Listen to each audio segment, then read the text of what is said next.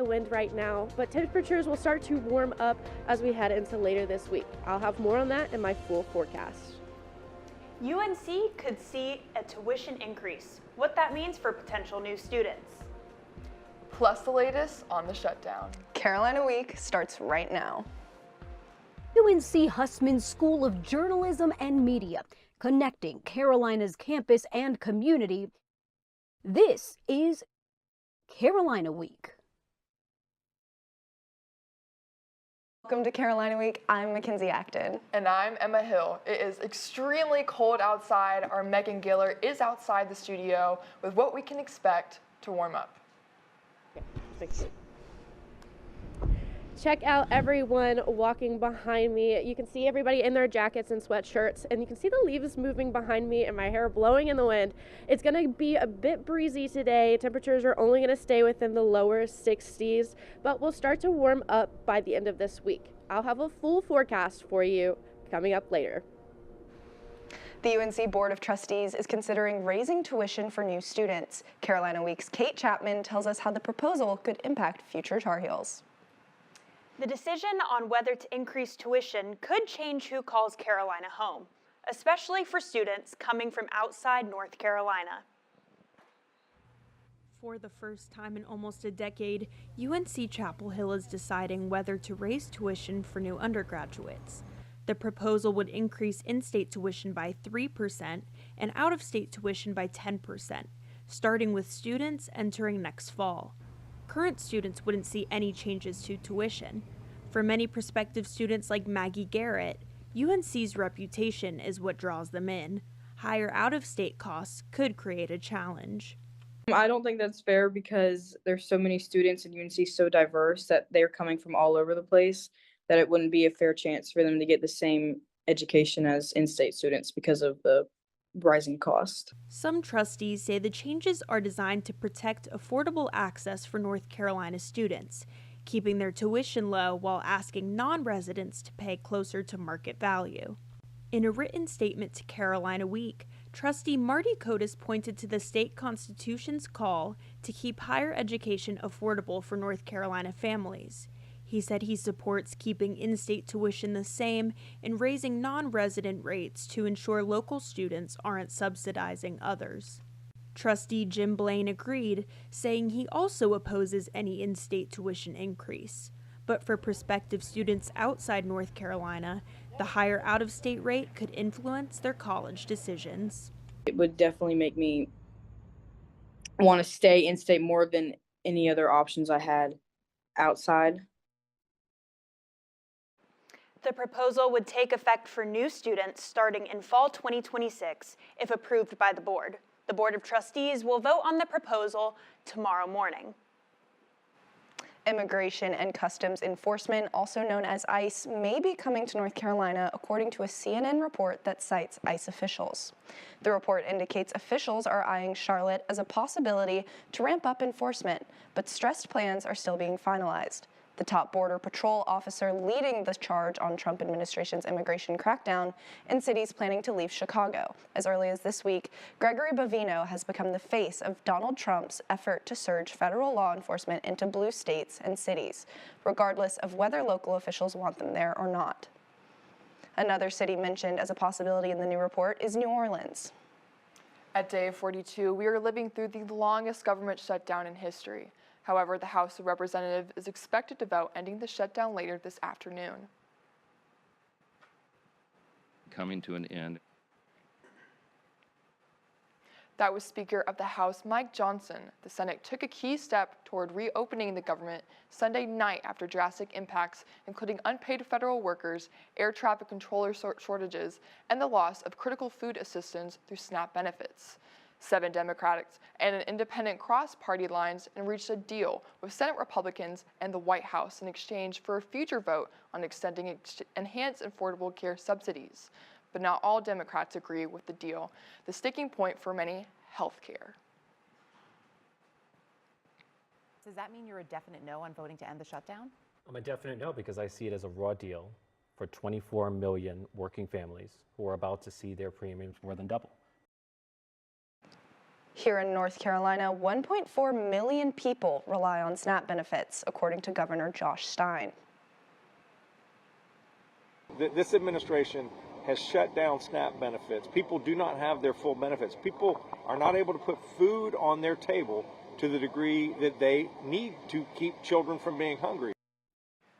Orange County leaders have approved emergency funding to help local food providers, including organizations like Port Hillsboro, to feed families impacted by the SNAP crisis.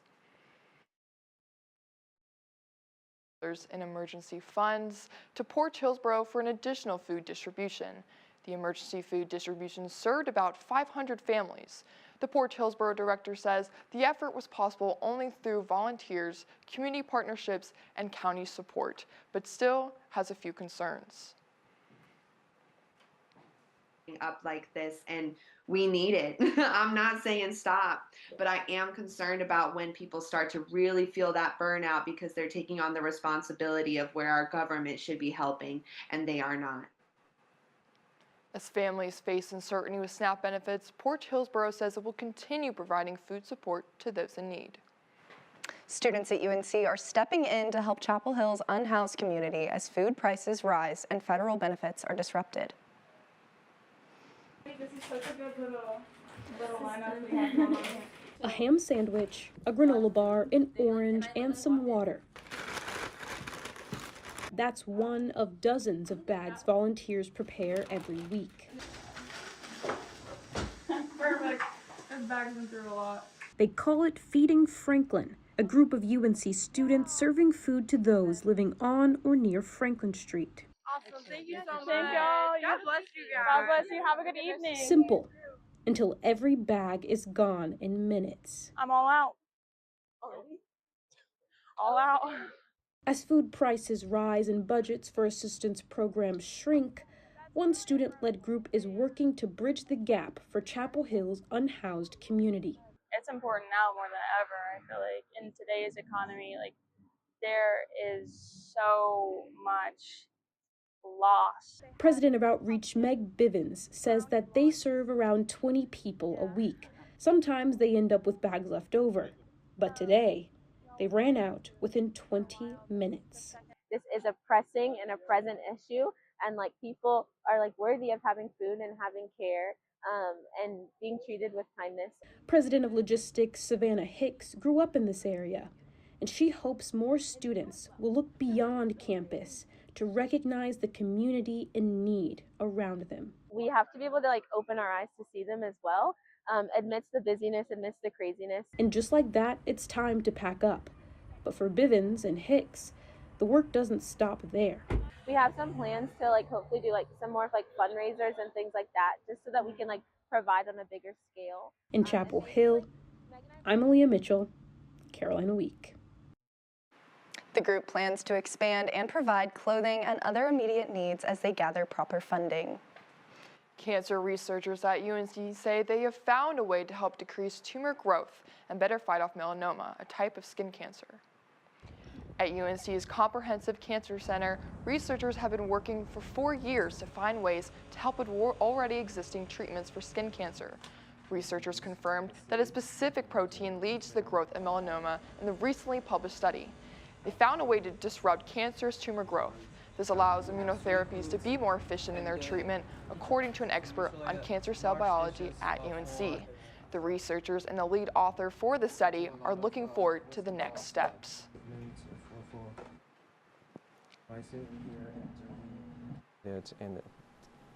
And this data is reproducible and can be applied to CAR T therapy.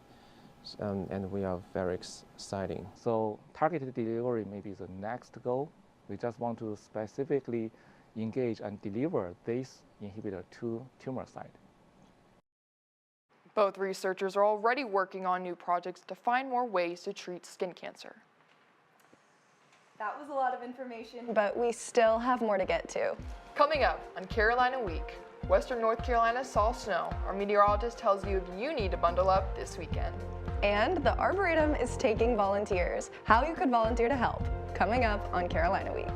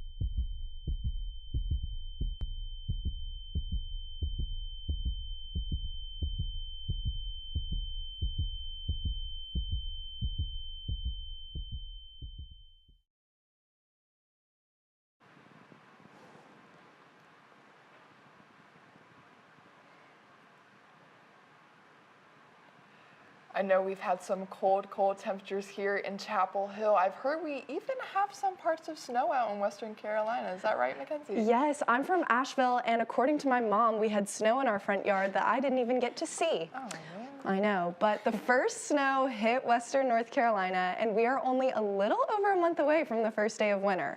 An Arctic blast continued its record-setting trek east, bringing snow and cold temperatures. Students at App State had to break out their winter coats and bundle up for their walk to class. I'm really happy I didn't have that view on my way in this morning. I'm just not quite ready for snow just yet, but our meteorologist Megan Giller is in studio to tell us how cold temperatures will get this week. Well, Emma, temperatures are definitely not going to be cold enough to give us any snow anytime soon. Today, we're going to be seeing temperatures within the upper 50s as you're headed to class right now, and we'll only peak around 62 around 3 p.m., and we'll go back down to those mid-50s by 6 p.m. We're going to continue to feel breezy, chillier weather throughout today, but what you'll see is this high-pressure system just hanging out all over the east here. That's going to give us sunnier skies, and it'll start to warm us up as we head into later this week. Now, last weekend we saw temperatures kind of get into the 70s on the weekend and then drop off and get real cold like we saw on Monday and Tuesday. Well, for next week, it's not going to be anything like that. Temperatures should stay above normal, should stay within the 60s and 70s as we head into next week as well. But looking back at this week, we're going to have breezy weather today. Going to want to keep a jacket on you. The chilliest days for the rest of this week are going to be on today and tomorrow with temperatures in the lower 60s. As we move towards this weekend, we'll see temperatures in the upper 60s on Friday. And then check this out as you're heading to the weekend. Go and enjoy that weather while you can. It's going to be bright and sunny and temperatures within the 70s.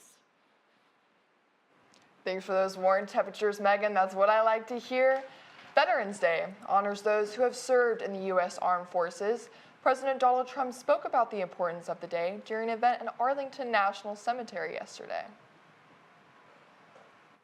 We honor them so strongly. Our heroes have lived through unthinkable nightmares so we could live the American dream. Veterans Day was celebrated nationally, but let's bring it back local to Chapel Hill. The temporary halt of SNAP benefits is still affecting millions of veterans and regular people. During a Veterans Day speaker series, 3 veterans and a widow spoke to their personal experiences in and with the military at their Veterans Day speaker series. Lieutenant Colonel Robert Curtin says he firmly believes in the necessity of SNAP benefits, especially for those in the military and their families. That's about lifeline right there. Okay, that's people in need. It's not a handout. It's a hand up, and I think we all find ourselves one point or one time in our life where we need a hand up. A hand up, which to one ROTC cadet says has not been present during the recent government shutdown.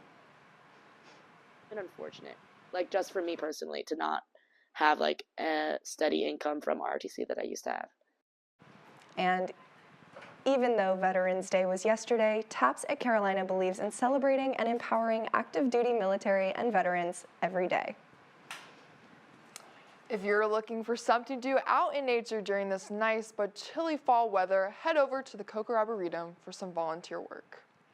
Located right next to the Upper Quad, the North Carolina Botanical Gardens hosts volunteer sessions almost every Tuesday and Thursday from 9 a.m. to 12 p.m. You can learn about the plants there and how a public garden space is maintained. You're welcome to stay as long as you want during the volunteer sessions. Because I get to kind of spend time outside every Tuesday and Thursday for 2 or 3 hours, as well as just like making the campus better.